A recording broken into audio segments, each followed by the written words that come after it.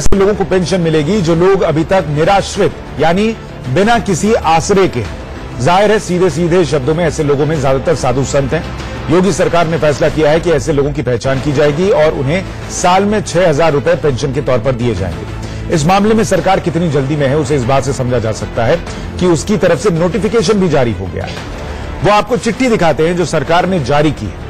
हर जिले में वृद्धा पेंशन के लिए कैंप लगाए जाएंगे। मतलब सरकार को 2019 की पूरी चिंता दिख रही है। खैर, योगी सरकार की इस पेंशन स्कीम को लेकर राजनीति भी शुरू हो गई। अखिलेश यादव ने तंज कसा। उन्होंने कहा कि साधु संतों को 20,000 रुपए पेंशन मिले, बच जाए तो रावण को भी मिले। सरकार ने निर्णय लिया है कि प्रदेश के अंदर हर निराश्रित व्यक्ति को, हर निराश्रित महिला को और हर दिव्यांगजन को, जितने भी पात्रता की श्रेणी में आते हैं, इन तीनों श्रेणियों में हम उस हर व्यक्ति को जो पेंशन की पात्रता रखते हैं, वृद्धा पेंशन यानी वृद्धावस्था पेंशन, निराश्रित महिला पेंशन जिसमें विधवाओं को पेंशन दिया जाता है, और दिव्यांगजन पेंशन हम 100% कवर करने जा रहे हैं। और आज से लेकर के 30 जनवरी तक इसके लिए विशेष कैंप पूरे प्रदेश में हम आयोजित करने जा रहे हैं। जो लोग रामायण करते हैं, पाठ करते हैं, या रामायण का कार्यक्रम गांव-गांव होता है, जो भगवान राम बनते हैं उनकी भी पेंशन हो, जो लक्ष्मण बनते हैं उनकी भी पेंशन हो, जो सीता बनती है उनकी भी पेंशन हो, और अगर आपके खजाने में कुछ पैसा बचे तो थोड़ा रावण को भी दे देना। वैसे देश के अलग अलग हिस्सों में अलग अलग सरकारों ने लोक कल्याणकारी व्यवस्था के तहत वृद्धा पेंशन के इंतजाम कर रखे, जिसके लिए उम्र की सीमा और बाकी शर्तें हैं। यूपी में इसके लिए उम्र की सीमा 60 साल है, जिन्हें सरकारी खजाने से हर महीने 400 रुपए दिए जाते हैं। अब इसे 500 रुपए कर दिया गया है। अगर आपकी उम्र 80 के पास हो गई है तो यह राशि 600 रुपए प्रतिमाह हो जाती है। उत्तर प्रदेश में करीब 37 लाख लोग ऐसे हैं जो इस स्कीम का लाभ उठा रहे हैं। इस स्कीम का लाभ उठाने के लिए जरूरी है कि आप ये बताएं कि आपका घर कहां है, कौन आपके मां बाप रहे हैं और बाकी की पहचान क्या है। पेंशन स्कीम में इन शर्तों की वजह से करीब 10 लाख लोग ऐसे थे जिन्हें इस स्कीम का फायदा नहीं मिल रहा था। ऐसे ही लोग निराश्रय हैं, मतलब साधु संत हैं। वो साधु संत जिनके घर परिवार का पता नहीं होता। मुख्यमंत्री योगी कह रहे हैं कि ऐसे लोगों के लिए सरकार ने रास्ता निकाला। हम लोग निराश्रितों के, चाहे वह वृद्धजन हो, चाहे वे विधवा महिलाएं हों, चाहे वे दिव्यांगजन हों, इन सबको 100% कवर करने की कार्रवाई हम लोगों ने प्रारंभ की। देखिए, यह इस दौरान हम इस कार्रवाई को पूरा कर देंगे और निराश्रित जनों के लिए धनराशि हम आवंटित कर चुके हैं। निराश्रित महिलाओं के लिए भी धन आवंटित कर चुके हैं। इसके बाद भी कोई अलग से मिलेंगे तो हम उन्हें हर त्रिमासिक पेंशन देंगे, यानी एक माह में 500 रुपया, 3 माह में 1500 रुपया हर त्रिमासिक उनके खाते में पैसा स्वतः जाता रहेगा। ये प्रक्रिया हम लोगों ने प्रारंभ कर दी। योगी सरकार जो कहे, लेकिन सरकार के इस फैसले में कई पेंच हैं। सवाल यह है कि आप किसे साधु संत या निराश्रित मानेंगे, इसके लिए आधार क्या होगा, साधु संतों की पहचान कैसे होगी। एक नैतिक सवाल यह भी है कि जब सांसारिक चीजों से अलग होकर कोई साधु संत बनता है तो उसे फिर सिस्टम के तहत फायदा देने की वजह क्या है। सवाल यह भी है कि क्या बीजेपी सरकार राम मंदिर के मुद्दे पर नाराज साधु संतों को खुश करने की कोशिश कर रही है। आज जवाब तो देना होगा। मैं इन्हीं सवालों के जवाब के लिए हमारे साथ बड़ा पैनल मौजूद है। चारू प्रज्ञा बीजेपी की प्रवक्ता हमारे साथ जुड़ रही हैं। हमारे साथ अनुज अत्रे कांग्रेस समर्थक जुड़ रहे हैं। हमारे साथ डॉक्टर अजीज खान समाजवादी पार्टी के प्रवक्ता जुड़े हैं। गुरुमा कंचन गिरी जूना अखाड़ा की प्रवक्ता है, वो भी जुड़ गई हैं। हमारे साथ आचार्य सुरेंद्र शर्मा धर्मगुरु जुड़े हैं। असद खान फलाही इस्लामिक स्कॉलर और अतीकुर रहमान इस्लामिक स्कॉलर हमारे साथ थोड़ी देर में जुड़ जाएंगे। इस पर हम चर्चा की शुरुआत करें उससे पहले जवाब तो देना होगा। मैं वक्त एक छोटे से ब्रेक का है और ब्रेक के उस पार जब लौटेंगे तो बिना किसी ब्रेक के चर्चा को आगे बढ़ाएंगे। तो साधु संतों को अब यूपी सरकार पेंशन देने जा रही है और इसी को लेकर सवाल खड़ा हो रहा है कि आखिर इसकी पहचान कैसे होगी और क्या ये राम मंदिर पर नाराज और बिफरे चल रहे साधु संतों को मनाने की कवायद है, राजनीति ज्यादा है, उनकी भलाई की सोच कम। इस पर चर्चा करने के लिए हमारे साथ चारू प्रज्ञा हैं, बीजेपी की प्रवक्ता, अनुज अत्रे कांग्रेस समर्थक, डॉक्टर अजीज खान समाजवादी पार्टी के प्रवक्ता, गुरु मां कंचन गिरी जूना अखाड़ा की प्रवक्ता हैं। हमारे साथ आचार्य सुरेंद्र शर्मा धर्मगुरु जुड़ गए हैं, असद खान फलाही इस्लामिक स्कॉलर हैं और अतीकुर रहमान इस्लामिक स्कॉलर भी हमारे साथ जुड़ गए हैं। आप सभी का बहुत स्वागत है। चारू प्रज्ञा जी, साधु संत तो राम मंदिर मांग रहे थे, आप पेंशन देने लग गए, क्या है ये और क्यों है ये?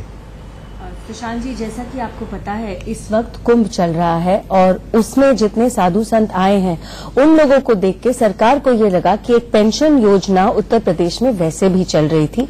उस पेंशन योजना में बहुत सारे लोग आते थे, दिव्यांग आते थे, महिलाएं आती थी और भी बहुत लोग ऐसे आते थे जिनको जरूरत है वो बहुत थोड़े से सहारे की सरकार से। लेकिन इसमें साधु संतों का कहीं नामो निशान नहीं था।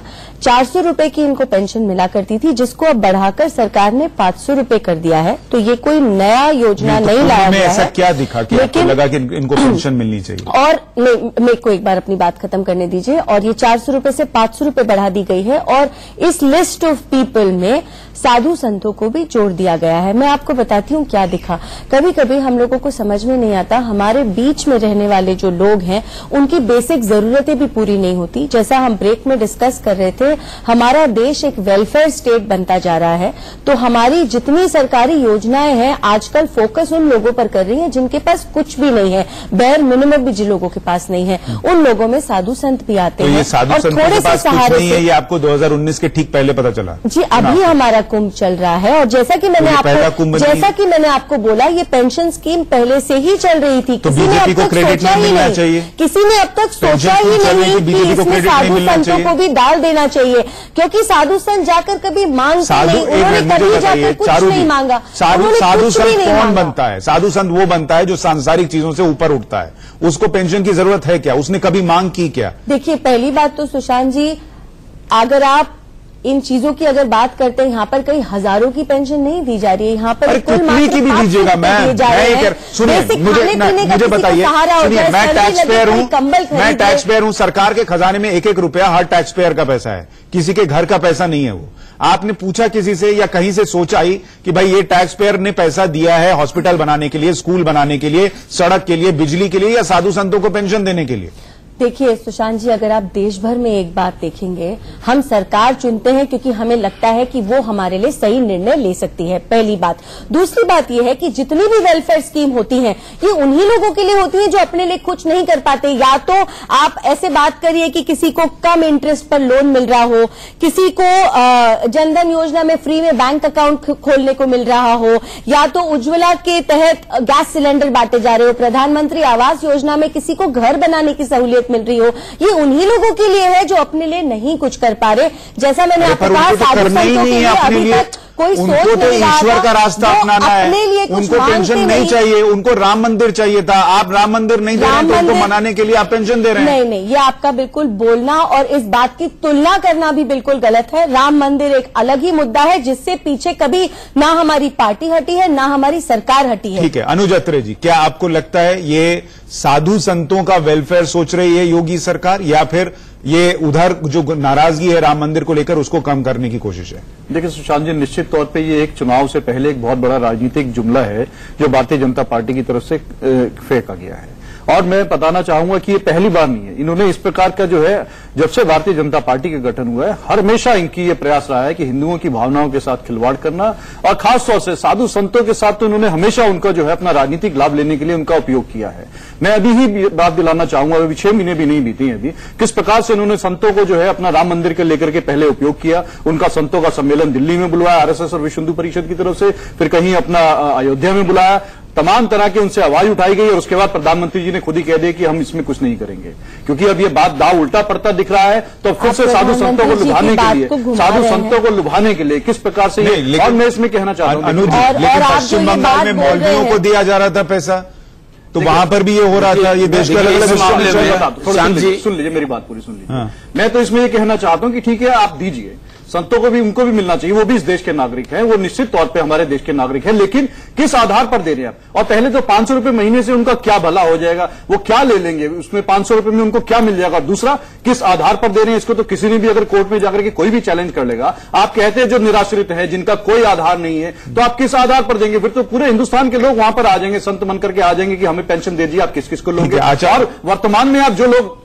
एक तरफ तो ये हाल आते उत्तर प्रदेश सरकार का, योगी सरकार, जो वर्तमान में इनकी जिन लोगों को पेंशन जो एंटाइटल्ड है, जो इनके सरकारी कर्मचारी जिन लोगों को पेंशन है, वो पेंशन लेने के लिए अभी हमने देखा है कि किस प्रकार से उन्होंने 3 दिन की लखनऊ में जो है बैठकर के अपनी हड़ताल की है। और पूरे 1.5 करोड़ जो वर्तमान के जो हमारे जो सरकारी कर्मचारी हैं, चाहे इसमें शिक्षक हो या पुलिस के कर्मचारी भी हो, उन्होंने भी हड़ताल। मैं बाकी मेहमानों पर आऊं उससे पहले मैं बाकी मेहमानों पर आ रहा हूं। चारू जी, मुझे एक चीज क्लैरिफाई कीजिए, जो सवाल उठ रहा है कि 60 साल से ऊपर का कोई व्यक्ति भगवा कलर के कपड़े पहनकर आए, बोले मैं साधु हूं, मुझे पेंशन दीजिए, उसको वेरीफाई करने का क्या तरीका है आपके पास? सुशांत जी, कैंप्स लगाए जा रहे हैं, इन कैंप्स में जो अधिकारी बैठेंगे उनके पास गाइडलाइंस होंगी जो अभी तक शायद मीडिया में नहीं खुली गई हैं, तो मुझे भी वो पता नहीं है, लेकिन पक्का कोई गाइडलाइंस होंगी। कैंप्स जहां पर लगाए जाएंगे, जहां पर रजिस्ट्रेशन का प्रोसीजर चलेगा। भाई बिना कागज पत्र के तो कोई रजिस्ट्रेशन हो नहीं सकता, तो गाइडलाइन जरूर बनाई जाएंगी। ये तो देखिए, जो हम मेरे कांग्रेस के यहाँ पर मित्र बैठे हैं वो हवा में बातें कर रहे हैं। आप हिंदू विरोधी पार्टी बोल रहे हैं, कांग्रेस से आते हैं और आप हमको हिंदू विरोधी बोल रहे हैं। अरे आप कांग्रेस से आते हैं, हमको हिंदू विरोधी बोल रहे हैं। आपके चुनावी आप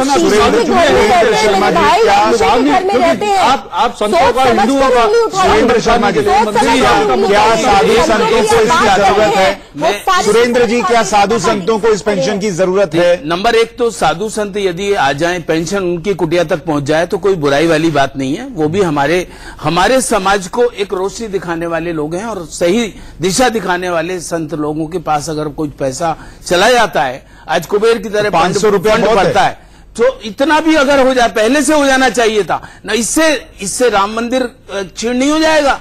उनमें वो भावना पूरी तरह से राम मंदिर बनवाने को सेकेंडरी करने का ऐसा कुछ पेंशन देने से नहीं होने वाला। राम मंदिर तो रहेगा ही रहेगा, राम मंदिर की तो हमारी मांग रहेगी, वो तो मैनिफेस्टो में है ही। इसका ये अर्थ नहीं है कि राम मंदिर सेकंड हो जाए। और तीसरी बात ये है कि क्या साधु संतों को जरूरत नहीं है, आवश्यकता नहीं है? साधु संत, एक थर्ड पॉइंट में ये कि जो अखिलेश जी ने जो कोई ऐसी तंज कस रहे हैं कि राम को जो रोल अदा करे उनको भी पेंशन दे, राम सीता का रोल वाले को अदा करे, तो ये हिंदुओं की भावनाओं को ठेस पहुंचाना। रावण का रोल अदा करें, बचा कुचा उन्हें दे दें, इस प्रकार की बात मर्यादा रही। ठीक है, गुरुमा कंचन गिरी, हिंदू पार्टी अपने आप को जो सिद्ध करने वाली बात या हिंदुओं की भावनाओं, तो यही मैं कह रहा था ना, ये एंटी हिंदू हो गए ना जिन्होंने इसके खिलाफ बात कर दी। साधु संत आने का मतलब राम मंदिर नहीं, जिसने 500 रुपए की पेंशन दे दी महीने की, वो हिंदुओं की पार्टी हो गई, और जिसने बोल दिया कि आप बाकियों को भी दे दीजिए, वो एंटी हिंदू हो गए। नहीं तो वो तो क्या सर्टिफिकेट? सीता का रोल अदा करे, हमारे भगवान राम का रोल अदा करे, उन्हें दे दिया जाए, तो ये इस प्रकार की बातें शोभनीय नहीं है। ठीक है, गुरुमा कंचन गिरी, क्या आपके हिसाब से ये राम मंदिर पर जो साधु संतों का गुस्सा है उसको कम करने की कोशिश है, या वाकई में सरकार साधु संतों के बारे में सोच रही है, और सोच रही है तो इतनी देर से क्यों?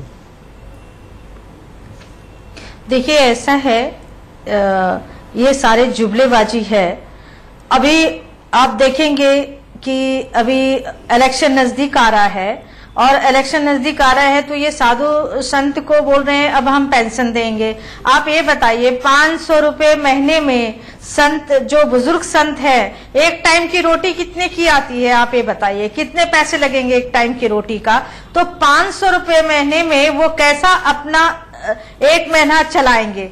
सेकंड, संतों के लिए आज तक तो किसी ने सोचा नहीं कि महीने में इनको कुछ पैसे भी देना चाहिए। जो बड़े संत हैं वो छोटे संत को, जो बुजुर्ग है, निर्धन है, उनको संभालते हैं, उनकी देखरेख करते हैं। गुरुमा कंचन गिरी, मैं माफी के साथ आपको रोक रहा हूं, एक बड़ी खबर इस वक्त आ रही है, दर्शकों को वो बताना जरूरी है। ईवीएम मशीनों को लेकर